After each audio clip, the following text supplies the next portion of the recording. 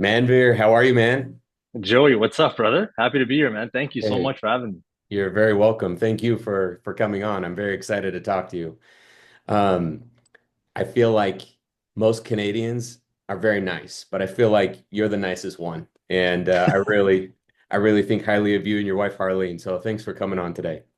Oh man, thank you. You know, we're really nice. I think we have Canadians have a reputation of being really nice and but being like too nice, right? That's the thing. And so yeah, you know what? I don't know what it is. It's just part of the culture. Like you'll see Canadians, they apologize. They just say sorry way too much for no reason. Like it's crazy how much we say sorry, but I think it's just a politeness. Canada's really interesting. It's got such a diverse population, especially where I live in Toronto. So you just you're just brought up to just be nice to everyone, man. I guess it might just be the diversity here. Yeah, no, I feel like we could use that a little bit more here in the US, but keep it up.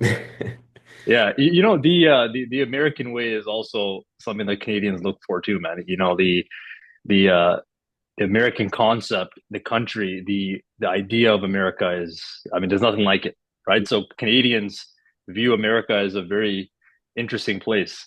You know, especially now, it's getting even more interesting. But in general, I like to pick up on the American way, which is go after what you want. Like, Yeah. don't be too nice and don't aim so big. Like, no, go for it, aim big, like do something about where you want to go, and that's what Canadians pick up from you guys. Yeah, no, you're right. There's a good balance, and I think you've got that figured out. Um, so Manfred, tell me a little bit about where you grew up. We met in Toronto a couple years ago for the first time. I love Toronto, but where did you grow up, and how has that shaped who you are today? Yeah. So grew up outside of Toronto. So Toronto is the one of the biggest cities in Canada, one of the biggest cities in the world. So I grew up right outside of Toronto in a city called Mississauga. Hmm. So it was really a bit interesting to say. It's like Mississippi, but Mississauga, right? Yeah, And incredible city. You got about 500,000 people there. Raised by two amazing parents. I have two older brothers. My parents immigrated here in the 90s, and they were business owners. My father was a business owner, not from day one, but he started doing whatever he could to provide for us. And then he started a company in the 90s, which one of my brothers actually runs to this day. And cool. I literally saw him build that company from the ground up. It was a small business, nothing crazy, but I saw customers and clients come to our house. That was normal for me growing up. Hmm. And my mom had was regular blue collar jobs, stuff like that. And that's where I picked up everything. It was from them, and it was just normal to see my dad would make money with customers. People would buy his service, and it would come to the house. He had his office in the house, and that was my idea of like, okay, cool. That's how my dad provides. People come to our house, they buy his service for videography for their weddings, and that was normal to me, right? So as I grew up and got into entrepreneurship and my business career, that was just what I thought. That's the path you go. You start a business, you get customers, you sell something, and you do a great job at it, and you keep that going, and you're able to build a life. Awesome. Yeah, and it's awesome to see your parents. I mean, if I feel like you have awesome parents because you and your brothers are so cool, but giving back to the community, trying to make a difference in there. I've seen some of that campaigning going on recently, so good for them. Oh yeah, thank you. Yeah, that was a crazy experience. Different conversation entirely, but Yep, crazy yep, yep. experience. Another podcast for that one. Yeah. Where did they immigrate from in the 90s? They immigrated from a province in India called Punjab, Punjab. and that's known as a very farmer heavy community in Oh, India. So, farming, growing different sort of produce, stuff like that. Uh, so they immigrated from there in the late 80s, early 90s. And that's where a lot of the Indian community in Canada is actually from. They're from Punjab, a lot of them. And they're just some of the, I mean, there's so many incredible communities, but I find in the Punjabi community, especially, um, such hardworking people. And their whole thing, if I look at sort of where I grew up, all of them have built incredible lives, done amazing stuff being immigrants, right? So for me being, I don't know, I'm not sure if it's first generation or second generation in terms of immigrant, uh, but it teaches you a lot. It teaches you to be resourceful, teaches you to be uh, adaptable, Like Hmm. my parents didn't come here speaking English, Hmm. and they picked it up. They picked it up along the way, learned what they needed to learn, taught us what they needed to teach us. But yeah, to answer your question, from incredible province in India called Punjab, it's on the north side That's of awesome. yeah, a lot of the Indian food that you probably like, it Yep. comes from that part. There's like thousands of foods and cultures and languages in India. Yeah. But like Indian food, a lot of it is like northern Punjab food, and then there's like southern Indian food as well. But I think the time that we went to the Indian restaurant together, that was northern Punjabi Yeah. Indian Yeah. food. Well, some of the best Indian food in the world's in Toronto. Man, Oh that's my God, yeah. Well, we're super lucky up here because it's so diverse. It's just this mix of cultures. You have the best food of probably every country and cuisine here yeah. because of all the immigration. So they come here and open restaurants. And so you have the best Indian food, you have some of the best Italian food, you have some of the best Thai food, you have some of the best Chinese food. It's we're very lucky up here for sure. That's great. Um, what's a childhood memory that still influences you today? That's a good question. That's a very good question. That's actually you're making me think here, Joey. I'll tell you. That's a great question. I'm very, very lucky and blessed. I had such an amazing childhood, honestly. Because as you grow up and you're around other people, especially in our business that we have, Mhm. you hear some of the stories of people's upbringings and what they've been through and what they've seen. And I'm lucky. I'm literally lucky. So anything that I've done or whatever, I have that foundation. When I look back on my childhood, it was a really happy childhood. Like, and not to say my parents didn't have their struggles. Every family does, Mhm. uh, but they kept us safe from that.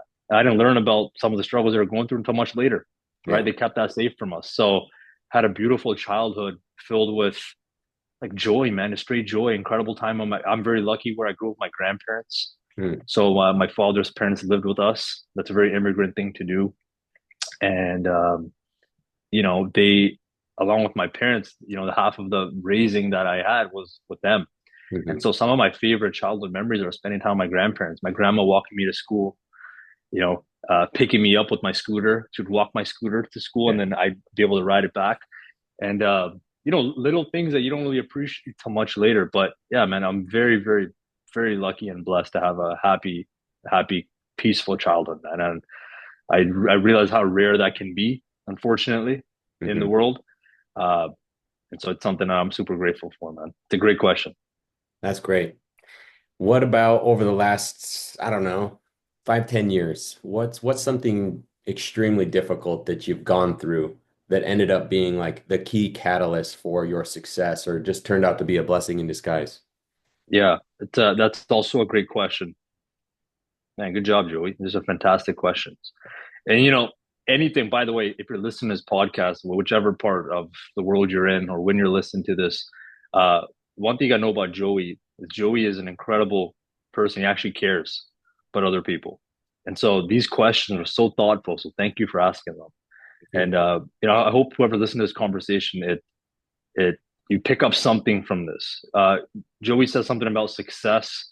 That is a wide topic that means something different to everybody. A, I got a long way to go. I do not have everything figured out, but the past 5 to 10 years were a key part of my life. Like for anybody, right? I'm 29. I'll be 30 in 2 months. And so think about anybody in their 20s, right? They're those 5 to 10 years. Those are some of the most interesting years of your life, I hope, for a lot of people. Uh, but the most interesting thing I've gone through is, I mean, my decision after graduating high school was, okay, I'm going to go to university. Both my brothers didn't graduate from college or university. So my parents were hoping at least I would do it, right? Because I'm the youngest. And then, funny enough, I do a year at a university here, and I don't know. I guess it's in the DNA. It did not work for any of us. I don't know what it is. We don't like. I don't know if we don't like authority or what it was, or maybe it was a lack of discipline. Looking back as a being a young person, right? Yeah. And I do a year of university. I drop out. I remember I had this crazy conversation with my dad. I'm like crying on the phone. I'm telling him like, I don't want to do this. And he goes, okay, cool. Like, what are you gonna do? Like, okay, like you don't do this, then what? Like now what? And I'm like, I don't know. I'm like, but it's not this. And I'd always been experimenting with different businesses and entrepreneurial stuff since I was a kid. And so I'm like, I'm gonna start something, or I'll work with you, or I'll work with my brother. I don't know. My older brother Vikram was in real estate at this time, so I was like, I'm gonna go work with him. He's crushing it over there. I'll just go copy what he's doing. And so he taught me everything that I know when it comes to business and sales. But to answer your question, the most difficult thing that I think I've overcome so far was staying enthusiastic, even when I've started stuff and failed. Because I've started, before the business that Joey are connected through now. I've probably started over 10 businesses, Wow. and I've had tons of wins, but I've had way more failures than wins. Yeah. And even in the face of those, the challenges come. It's like, okay, cool. I'm comparing myself with people around me who are they went down that traditional path, and it looks like they're doing great. I'm like, should I have just done that? Like, what the heck? What did I get myself into here? I thought this was easier than I thought. I thought you just Yeah. start a business and you make money and that's it. Everything's good. But you actually have to become the character first Mm. and go through that hardship. And so the one of the most difficult times was probably before I was getting married. Once I was very lucky to meet my beautiful wife Harleen when I was 15. Always wanted to marry her. Got lucky enough to have that opportunity to do so. Several years later, and Harleen is a professional. She's educated, complete opposite of me, right? And so she's incredibly intelligent, very educated. She's a dental surgeon and all this stuff. And so I proposed to her in 2021. I'm in between businesses at this time, and I'm like stressing. I'm like, okay, cool. Like Indian weddings they cost money. I Yeah. want to have I want to provide a beautiful wedding for her and a beautiful life for her. And I'm stressing about these things, and I'm in between businesses. And I remember her and I had a few tough conversations where I was worried about some of this stuff. And she always believed in me, which I always support, which I always think on. It means so much to me. And that was probably the most difficult time. So probably 7 to 8 months before my wedding, I was in between businesses. Yeah. And when you're in between businesses, you have no income. And I'm like, okay, cool. I know I can do something, but I'm like, what can I build that if I don't have to keep restarting? Hmm. Because most entrepreneurs, they'll hit a ceiling in a business and they can't grow past it. Yeah. Or they'll start something, make some money, do something, and then it goes away. And that's what I was doing. I was building something that would probably last a year or 2 years because I was good at spotting trends, Hmm. but then that wouldn't last very long. And so, when the business that we're in now, that came into my life 6 to 7 months before we got married, like out of the blue. It was crazy. And 6 to 7 months in that time, this business paid for our wedding. It now pays for my parents, their home. It I don't know where it came from, but it came into my life at this perfect time. And I think that's what it does for everybody. It comes at a time where you might not know how, if you're ready for it, but you'll make yourself ready for it if you can see it. And that was very recent. That wasn't even 5 to 10 years. This is 3 years ago, 2 years ago. And from here, where we're still building, still kicking, still working hard, still building, still have a lot of people to help, still have a lot of other people to get to where they want to get to. So just the beginning, man, just the beginning. But that was probably the most recent one that I can think of for sure. That's awesome. You guys are definitely changing the world starting there in the GTA and all over the place. And I saw pictures of your wedding and it looks so awesome. But on that note, with Indian weddings, and what's something unique about your heritage, your culture that you're really proud of? You know what? That's such a great question as well. What I'm most proud of in our Punjabi culture is big families, right? Big families that do a lot of things together. When it comes to our weddings and some of those traditions, there's like food, there's color, there's celebration, and it goes for like a week or two. And there's so much chaos around it. And so Harleen's family, for example, she's blessed. She has family all over the world, and they flew in. We're so happy to have. And so you had at her house for like 2 weeks was just like people flying in and coming over from all over the world, and it was chaotic, but that's what makes it fun. So that's one thing I really like about Indian weddings is that you'll have family just come together for and not for like one day. They're coming together for like a week or two, Yeah. and so you build this really beautiful memory when it comes to weddings like that. And that's a huge thing here, especially in the GTA, which is the Greater Toronto area. We have so many cultures here, but you have these massive Indian weddings. That's one thing I really love. I mean, our food, love our food, man. Our it's to this day, it's my favorite food is still my what my mom makes Yeah. at home. It's the best, right? I think everyone will say that, of course. Sure. It's their mom's cooking is always the best, but I mean, I actually mean it. But that's my favorite thing. It's big families, beautiful traditions, lots of color, lots of music, lots of dance, lots of sound. Those are the things that I'm really I mean, one, I'm really happy to experience, but two, I'm also a bit concerned as to how long these traditions will last. Mm. Because they come and but they can also go if they're not maintained. Yeah. Right. So Harlene's parents are sometimes like sometimes they'll start talking to me and they'll be like, hey, I'm actually a little bit concerned as to hey, like who's gonna keep these traditions going? Yeah. Like these little things, right? Yeah. Um, and I hope that we're able to keep it going. Yeah. Uh, I think you can and you should. And oh man, I really want some Indian food. I feel like Indian I food know, is up dude. there. Like there's like Chinese, Indian, and Italian, and like those are the tops of the world. But Oh, 100%. what's a dish? Because again, everyone knows tikka masala and Yeah, butter butter chicken and chicken. some Yeah, naan. But what's an Indian dish that everybody has to try? What's your favorite? that's a fantastic question. Okay, so this is a hack. If you go to an Indian restaurant, there's an appetizer called chaat papadi. Hmm. Okay, CHAAT papadi. It's this like sweet, spicy appetizer with chickpeas and this like crunchy chip, and they put yogurt and chutney on top.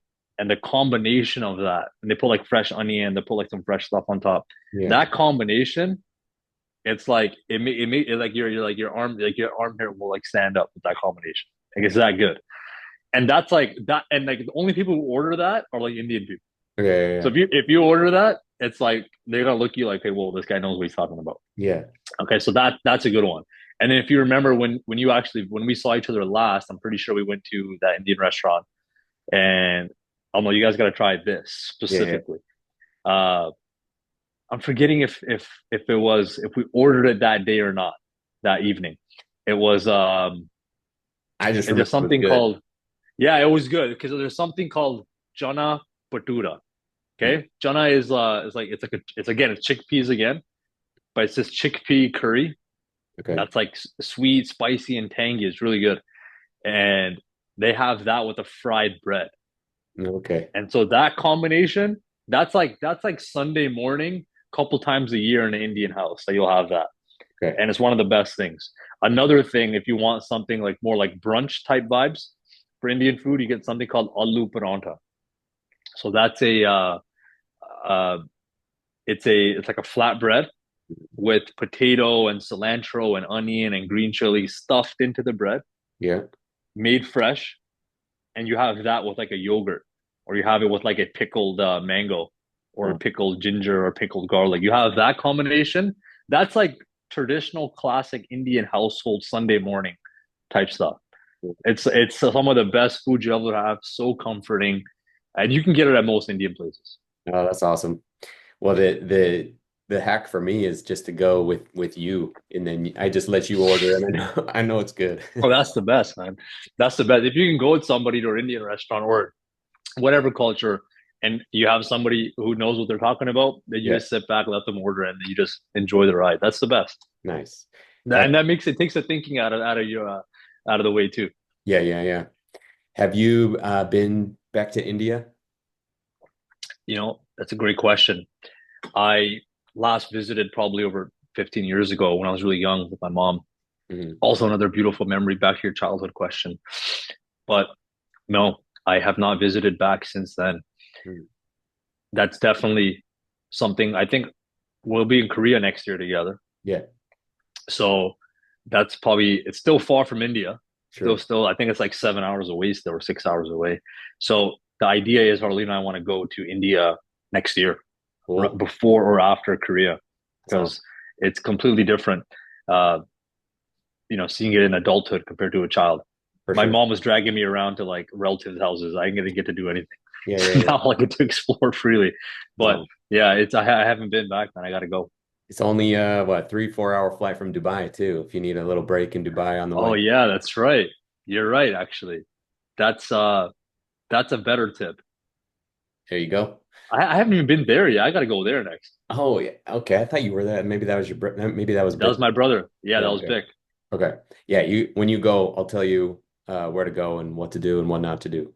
Yeah, because you lived there for a while, right? Yeah, we're there 5 years, Yeah. so Oh my love that. gosh.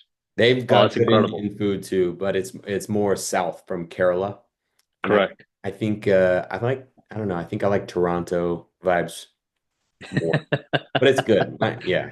Well, you know what? You've been all around the world. You've probably tried probably every cuisine in every country. So, what would you say? Is Toronto up there in terms of Toronto's up food or there. what? For sure. Toronto's up there. Top three, top five? What would you say out of the 60 countries you've been to? Oh Six, man. 70 countries you've been to? I would say top five for sure. Like I don't even know. I Wow. think like Las Vegas is good because it's just so Yep. Yep. kind of a gimmicky town. You everyone coming here to spend money. So there's tons of good food here. Dubai, same thing. Las Vegas of the Middle East.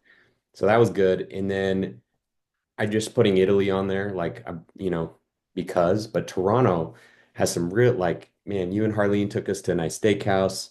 We went to the Indian food. There's all sorts of stuff there. So for sure. And then I don't know, somewhere in Asia. But as good as the food is in Asia, like I always end up feeling like I have to go feel safe and like grab a McDonald's after a while just to like, I can't have it nonstop. So yeah, You you're know, that's a well, one of the best things to do is grab something really familiar in a yeah, very foreign country. yeah, yeah. It equals it out, it balances you out. Yep, for sure. And the McDonald's and all these fast food restaurants are way better in these other countries. I don't Yeah, know what it is. They just right. taste way better. But okay, so Toronto's in the top five, you'd say, of over 60, 70 countries you've been to in terms of food. So that means anyone listening to this, if you haven't been to Toronto and ate here and just come here to go to some of the, I mean, some of the best restaurants, some of the best food you'll ever have is in Toronto. 100% agree with you. Yep, Uh, and so if you're listening to this, come out here. We got you. We'll take care of you. Reach out to me. absolutely. And you definitely will. So you've been to all over the world as well. Where is your favorite place to travel to? Or what's your number one? So have a lot more to see, but I've been super, super blessed and lucky to have traveled the past 2, 3 years because of the business that we're in. Honestly, it opened up travel for me and Harleen a lot more than we thought. Yeah. Favorite place I've been to in the past 2 years, Italy's one of them. You said it. Incredible. My God, I could talk about Italy like for another hour easily. Some of the most beautiful people, some of the best food, some of the architecture, everything about that place is incredible. And that's the one thing I like about traveling is that, if you're in a big city, you don't feel that, right? Yeah. Especially in North American cities, you don't feel that. Yeah. Yeah. And so, going to Italy was incredible. Probably the best place I've traveled one of my favorites, Hawaii, Yeah. was incredible. I mean, just the energy there, the sun there, the nature there, the landscapes there, unreal. We got to go to Thailand right recently, which was incredible. Bangkok, incredible city. I actually made a video on my Instagram about this. I made a little voiceover video talking about Bangkok, and I go, it's funny because I had some people reach out to me, said like, "What do you mean by this?" Because it's a bit of an ambiguous statement, Yeah. and I go, "Bangkok was a challenge to the senses." Mm. Because I remember Harlene and I walked. We love to walk, right, in a new place because you get to explore it. Uh, Biking is another way to do it too. But we walked for like 2 hours to go to the other side of the city, Yeah. and you saw like the entire spectrum of like humanity in that 2 hour walk. Yeah. You see like neighborhoods that are, upscale, and then you see one intersection later, it's completely different. And then you see, animals getting slaughtered on the street because that's part of the culture there. And then you'll see the smells, the sights. Like I'm telling you, it was a challenge to the senses, right? And I don't mean that in a bad way. I mean it in a great way. Like I'm like I'm being physically challenged here Yeah, yeah. because I'm not used to this. It's an But it was overload. it was yeah, yeah, it was beautiful. But yeah, it's hard to narrow it down, right? To one place. But yeah, I mean the world is beautiful, man. I'm very, very lucky. Yeah, that's cool. What's something about Canada or even your Punjab culture that you feel is misunderstood, or maybe you wish more people had more context or knew more about where you're from? Good question. Um, it might be what's misunderstood is a tough question because I think there's definitely a spectrum there of who you're talking to or who's asking, right? Yeah. And so that's a hard question. But the other question that you asked is about Canada. What I think is misunderstood about Canada is there's a lot more to Canada than what you would think. So, what do you think about, coming to Canada? You'll think of some of the big cities like Vancouver, Toronto. Most of our population, 98% of it is on the border, like on south of Yeah. it's the south side of the country. That's where most of the action is. There's an incredible place. And I think you and I had this conversation because I think you're into hiking, you're Hmm. into mountains and stuff like that. And you told me to come out to Utah, which I plan on doing, Good. and because of what you shared with me. But Canada has this part of it that I fell in love with. I think I've been going back there every year since I went there in 2019 for the first time, or 2020, and it's called Banff. Hmm. And so Banff is this just magical place of Canada where Canadians go there and are like blown away Hmm. because you think your country is just your 50-kilometer radius of where you live. Yeah. But if you don't go outside of that and go to and be a tourist in your own country sometimes and Mhm. go to where people come across the world to visit, because you'll go to Banff and people from all over the world are there, from Yeah. Australia, from the UK, from the US. Uh, and so that was one thing that was misunderstood to me because there's people I'll talk to who are born here and brought up here. And I'll be like, have you heard of this place in Canada? They're like, no.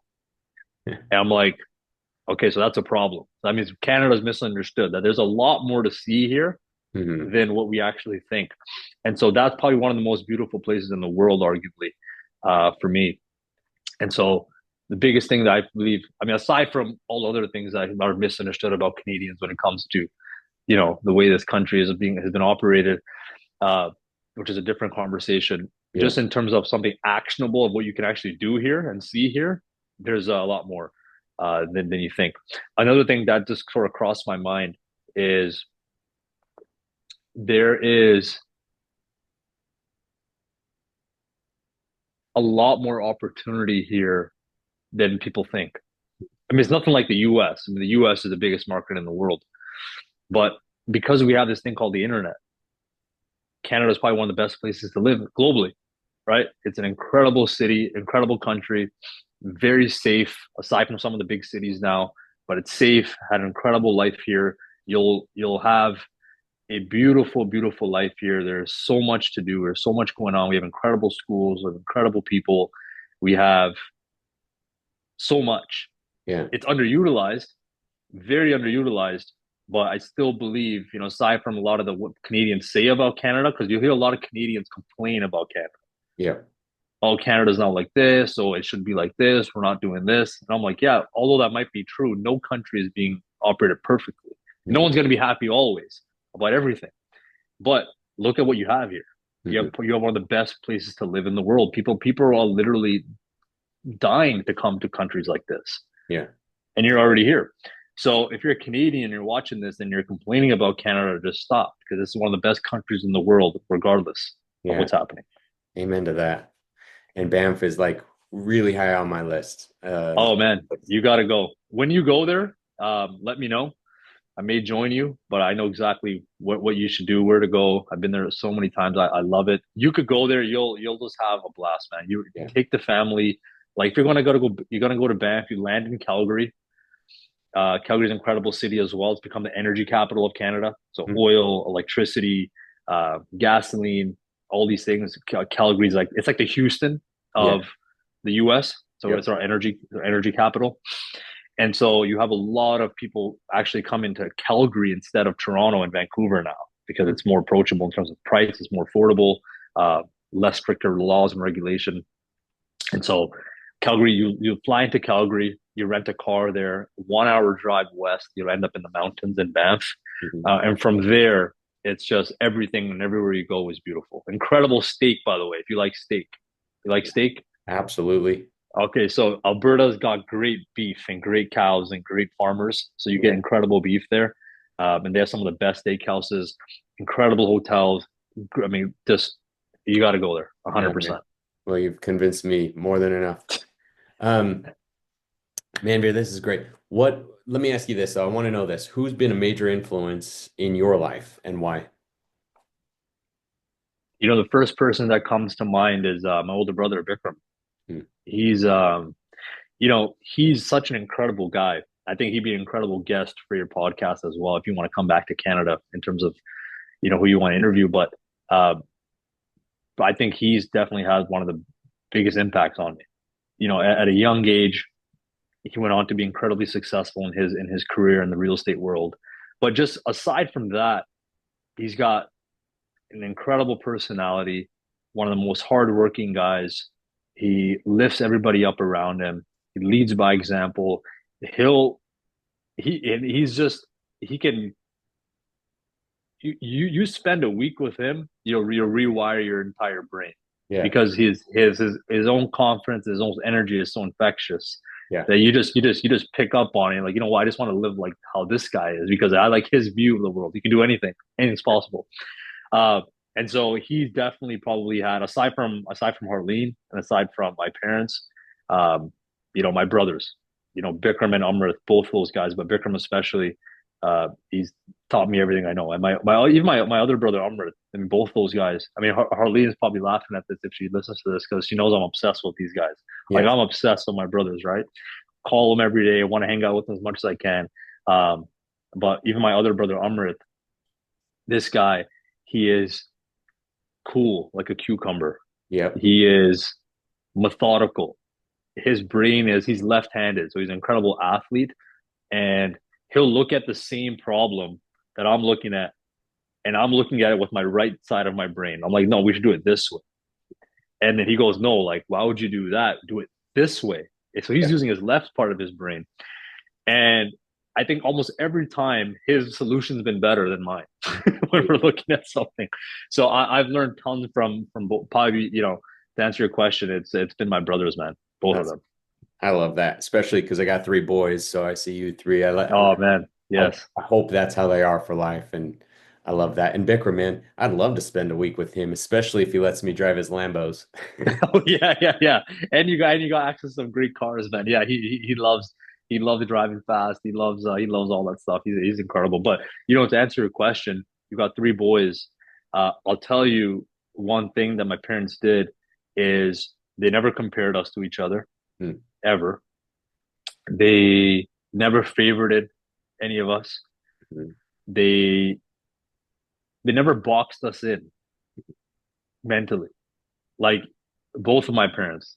Like you talk to my mom will like she'll like just brighten your day because she always says like, hey, like it's a new day. She has this saying, it's like this really funny saying. It's not even like proper English, but she'll say this thing, new day, new hope.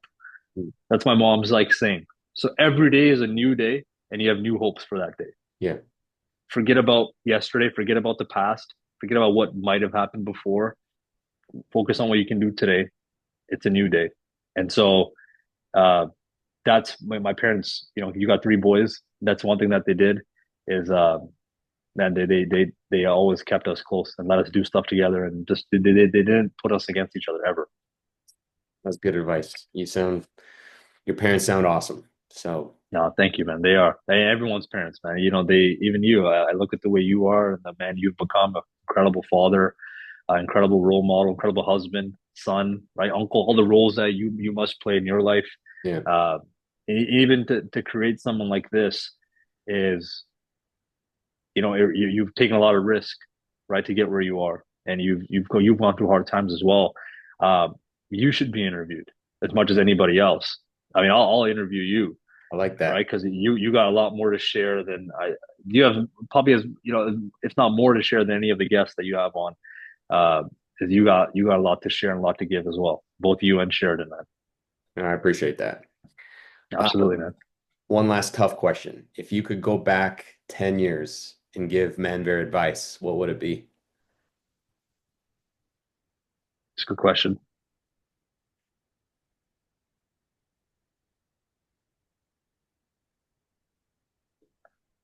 It's a really good question.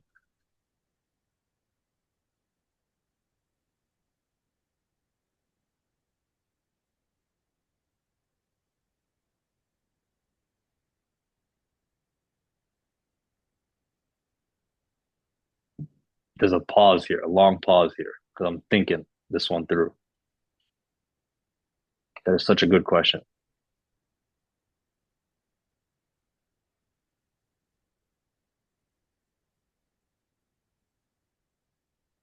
It would be to delay gratification. That would be my advice. Because when you're younger, you want things so fast that you'll make short-term sacrifices to have those things. And it's actually a good lesson for anybody, but especially for me, you know, when you're younger, and I've been quite blessed to be around some really interesting people where they have lots of nice things and they have lots of cool experiences and whatever. And so I always also want those things. But sometimes I was delay using short-term gratification to think that I was worthy of those things, even though I might not have been ready for those things. But I'm happy that they happened because now at 29 I can learn this Yeah. and I can implement this. And so that applies to probably any young person today, especially, you know, when it comes to social media and phones and having access to the internet. You think everyone's life is so much better than it actually is. And then you actually talk to them and it's like, hey, they're going through stuff that you have no idea. Yeah. And so that was the one thing as well. It was delayed gratification. Don't compare yourself to anybody else. And the only thing that holds you back is yourself and fear, right? And thinking about what other people might think. And I shared this quote on Instagram yesterday is that you want to operate as if nobody exists. That way you're not operating out of fear, you're operating out of certainty. Yeah. And so I remember that one line. I had it noted in my phone for probably 2 years. I don't know what it was. It just shifted the way I thought about how I do things, and it made me think about it from a mental model of, okay, what would I do if nobody exists? And it's just purely what I want and what I see, and then there's no other exterior factors about judgment or other people's perceptions clouding that idea. So I hope that's a good answer. That's a great answer. And I love that advice. What's Thank you. what's something you're just super grateful for right now? One, to be on this podcast is a incredible opportunity. You know, one person can hear this and pick up on something that you and I might have said and can shift something entirely, right, in your mindset. Uh, I'm grateful for, man. I say thank you to every single little thing in my life, man. Like every little single day. I wake up, say thank you. You know, like I had my Unimate this morning. Thank you. Mhm. I was out on a walk with Harleen before this podcast. I'm put my face in the sun. Thank you. You know, the trees are branches are waving in between the sunlight and this blue sky. I'm like, man, that's incredible. Thank you. So I try to be grateful for every little thing that I can. The motion in my fingers, the an able body, right? I'm able to walk. I'm able to speak and think clearly and be a fully functional human in society. I'll be thankful for every little last thing, man, as much as I can. That's, I think, the key to life is gratitude. Absolutely, man. Absolutely. And you've got it. So, you mentioned Unamate. Do you like it hot or cold? What's your Hot. favorite Unamate? Hot. Okay. Yeah.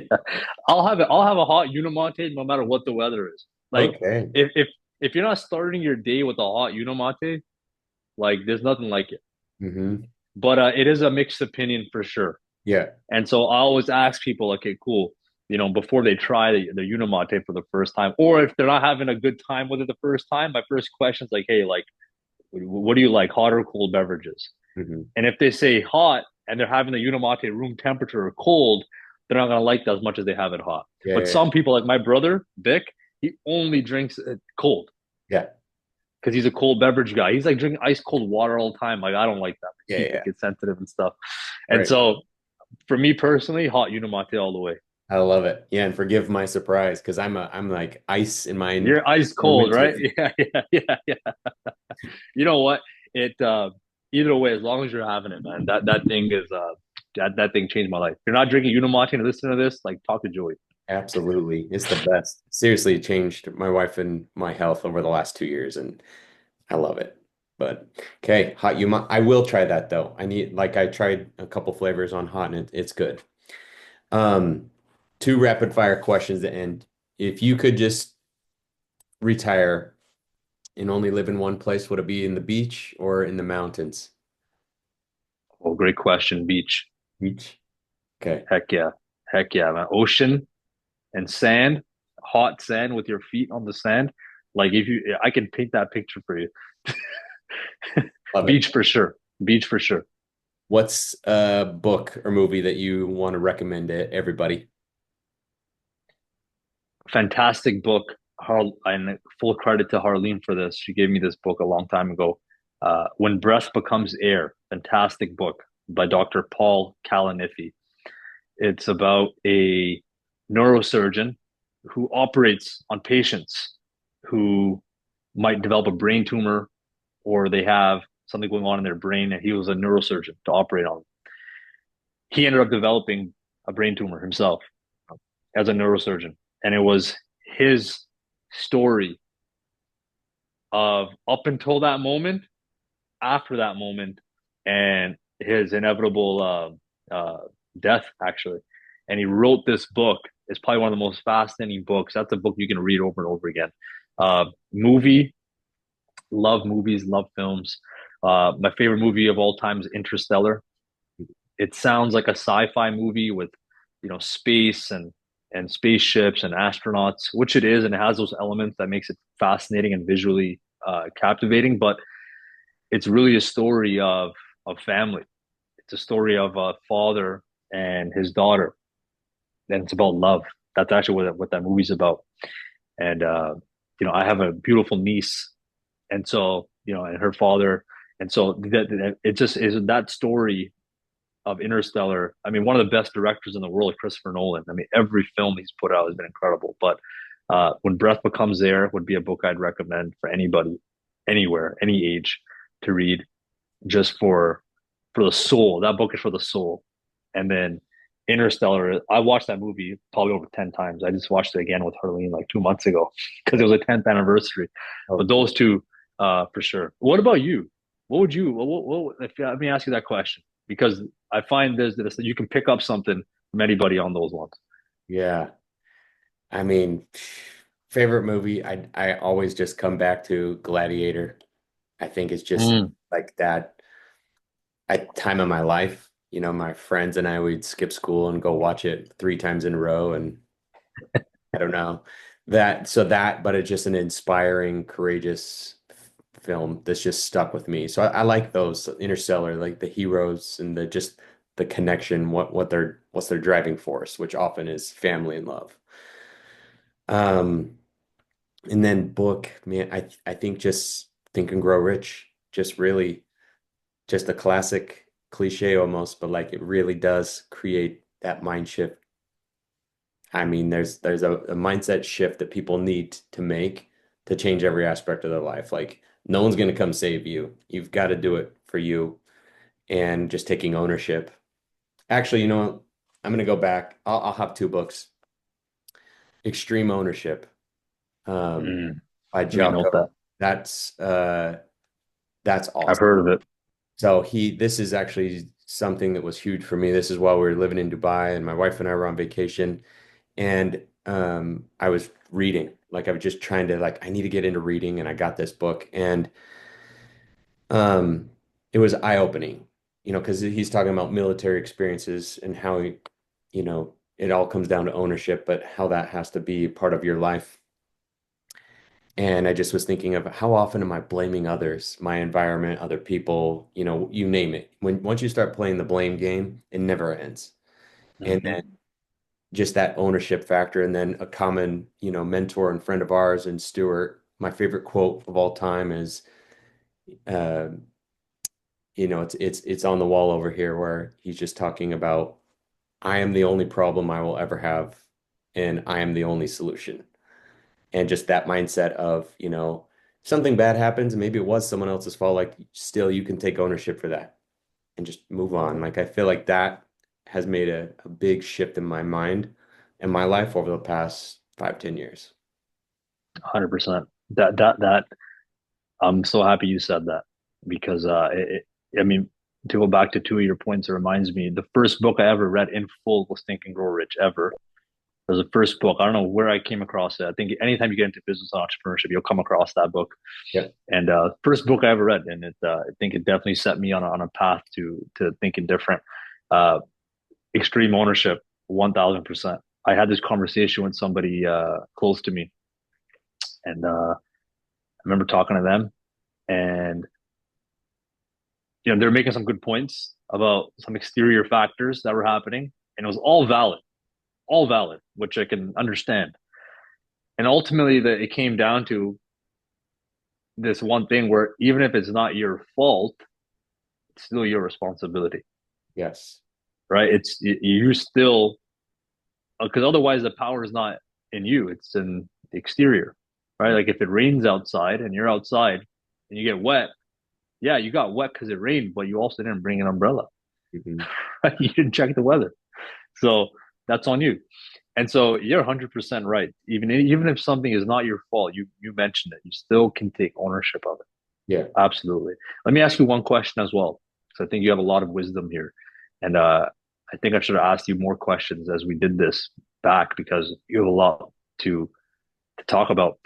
You know, if you would go back to 10 years and could give yourself a piece of advice, what would that piece of advice be? Because let's say someone's listening to this, um, and they're in a similar position that you were 10 years ago, 5 years ago, because you made some hard decisions. You've made some changes that took a lot to make. Like those one, especially at the chapter of life that you're in. Those are not easy choices to. They require sacrifice. They require tough conversations and with yourself and with people you love. And I can only imagine what that was like. What would your piece of advice be to Mm. yourself 5 or 10 years ago? I think that I would say stop caring what people think about you. Because I don't think that was a problem for me, but it was always something like, ooh, I can't do this because people will think X. Or, I was worried about, some of the vain things of the world, like, appearance of doing something versus truly now, like I've come to a point now where I don't care what people think about me. If they like me, great. If they don't, that's fine. I don't care. I'm doing my thing and my family, that's our number one thing. We've got a motto, Sangre Sobre Todo, blood over everything. And that's my number one. And I think meeting people like you and Harleen just is so motivating just to be nice and try to help people. And like if other people don't like you for that, who cares? So I think that's the main thing is stop caring what people think and just do what you know is right, do what you know is going to help others, and then good things will come. So oftentimes pretend to say like, oh, I wish I would have done this or that sooner. But I feel Hmm. like sometimes, you brought this up earlier, like sometimes too much success too soon, if you're not ready for it, like that could hurt you. Hmm. So I have no regrets as far as timing, and I know, now I'm in a much better position to receive those things or to take advantage of those things versus earlier. I'm glad it didn't happen because I wasn't ready.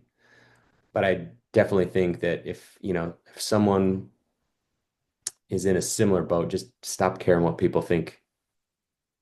I love that.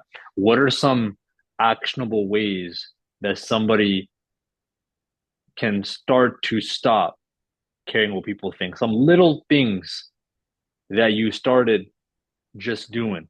Like, you know what? Like, let me just start here. And then you end up noticing you start doing bigger and bigger things. Yeah. But what are some actionable things that somebody right now, let's just say they're in a right, they want to start a business. Maybe they're in a career, sort of corporate role. They might be happy and fine, but they know they have much more to offer, much more to give, and they want to do more and achieve more and become more. But then they're being held back by, hey, hold on, like I'm a little bit embarrassed if I do something like that, or if I we also don't want anybody to just quit out of the blue. We don't want you to do that either. But if I'm scared, or if I'm fearful, or if I'm getting people around me telling me, hey, maybe I should do this and do that or whatever, but I know inside I have another direction. What are some actionable ways that you actually implemented that I think? That's a very good question. I've often thought about what I have done because I mean, I think you ask yourself, what's the worst thing that's going to happen? Like, and truly Ooh, think about that. So many people are scared of nothing. Like, what's the worst thing that could happen? And when you accept that, like if I'm going to approach 100 people and 99 of them say, why would you ever approach me? Never talk to me again. Like, okay, if let's say that happened, can I accept that? And when you talk through this like pragmatically in your mind, like I can handle that. Like just go, no one's gonna do that. But a lot of times we're scared of nothing. So like what's the worst that can happen? And you just got to do it with confidence. And you might even look like an idiot. And you just have to, like I kept telling my wife that too, because she's so much better than me at, a lot of things. And I was trying to, copy what she's doing and I'm just like, I look like such an idiot. What am I doing? Why am I doing this? But just having the conviction that that's what it takes is that consistency. Because yeah, the reality is some people, friends or family might be pointing and saying like, what the heck? Like, let's see how long this lasts or, but they often, that's the first step is they might point at you, laugh at you, mock you, and then eventually they'll come around to be like, oh yeah, this is right. I support him or I always like that guy. They'll come around. But like if you ask yourself, what's the worst thing that can happen and just accept that, I think that's the key to just jumping off the diving board. You're looking in the deep end of the pool, you're 50 feet up. What's the worst thing that can happen? And just jump. Like you just got to do it and just put the blinders on and not care what people say. Like I said earlier, like stop caring what people think. And then little like people are out there, like especially, with you and I were on a mission to help people change their health and take control of their life. People, there are so many people out there that need us. But so that's what I just keep telling myself. And, you know, I've seen enough big wins like you and Harleen and others where I've got that conviction that it's going to work out. absolutely, man. Absolutely. And it will. And anyone listen to this, you know, maybe you and I'll do this podcast a year from now, right? Or 2 years from now. We'll do a little round two. And I think we're going to see some incredible stuff happening between both of us. Joey and Sheridan are going to change, hundreds of thousands of lives, millions of lives. Uh, that was incredible advice, man. So if anyone's listening to this, take it from Joey because he's been through it. He knows what it feels like. And guess what? You're okay. right? You made it out. You're fine. Yep. Yep. Exactly. Still smiling, still crushing it more than ever. Proud of you, man. That's Well, incredible. proud of you, and I really appreciate you guys. Manvir, I like that idea. We'll have to circle back in a year from now. How can Heck yeah. people connect with you? How can they find you? What's the best way?